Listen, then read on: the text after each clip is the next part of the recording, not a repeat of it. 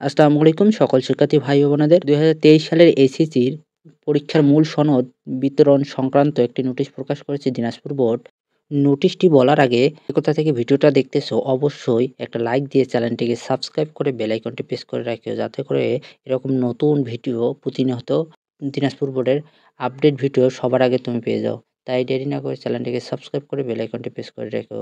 নোটিশে বলা হয়েছে উপযুক্ত বিষয়ের পরিপ্রেক্ষিতে জানানো যাচ্ছে যে দিনাজপুর ওর শিক্ষা বোর্ডের অধীনে আনুষ্ঠানিক ২০২৩ সালের এসএসসি পরীক্ষার মূল সনদ নির্ণয় ছকের উল্লেখিত জেলা ও সময়সূচি অফিস চলাকালীন সময় শিক্ষা বোর্ডের পরীক্ষার শাখা চতুর্থ তলায় থেকে কেন্দ্রে ভিত্তিক বিতরণ করা হবে। এ কারণে আপনাদের ব্যক্তিগতভাবে উপস্থিত হয়ে অথবা আপনার মনোনীত একজন শিক্ষক প্রতিনিধির সংযুক্ত ও অঙ্গীকারযুক্তভাবে পূর্ণকৃত শিক্ষা শাখা চতুর্থ তলায় হতে মূল সনদ গ্রহণ করার অনুরোধ করা হলো।